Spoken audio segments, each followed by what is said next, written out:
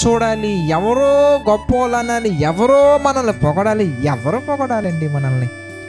ఎవరి దగ్గర నీతిమంతులు అనిపించుకోవాలండి మనం? ఏమండి, దేవుని చేత నిర్దోషి అని ఎంచబడిన వాడు ధన్యుడు.